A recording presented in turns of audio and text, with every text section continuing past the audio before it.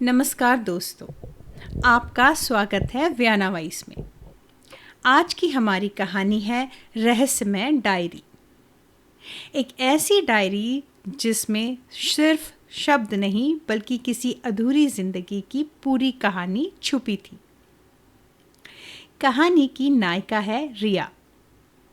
एक दिन दादाजी की पुरानी अलमारी से उसे एक भूली बिसरी डायरी मिलती है, धूल और पीली पन्नियों से भरी हुई, मानो बरसों से किसी ने छुई ना हो।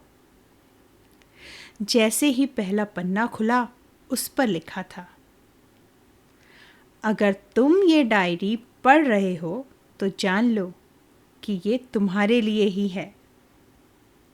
रिया चौंक गई। क्या ये डायरी सचमुच उसके लिए ही थी या फिर किसी अजनबी का अधूरा संदेश? हर पन्ने पर किसी अनजान इंसान की बातें थी, उसकी खुशियाँ, उसके डर, उसके अधूरे रिश्ते। और हर पन्ने का अंत सिर्फ एक संदेश से होता था, समय को बर्बाद मत करना, क्योंकि यही सबसे बड़ा खजाना है।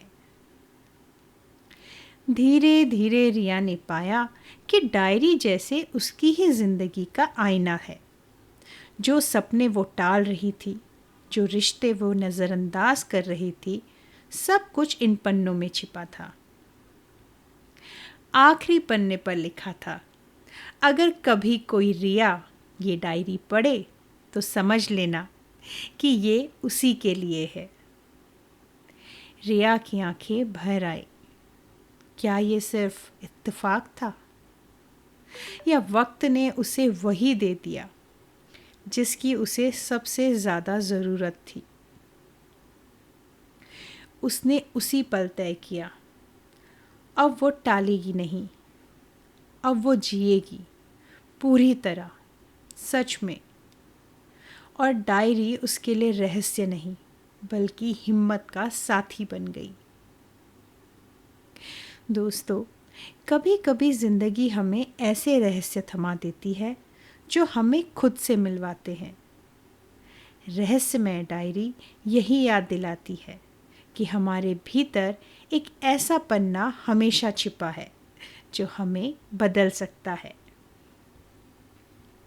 तो दोस्तों, ये थी सीज़न 1 की आखिरी कहानी, रहस्यमय डायरी।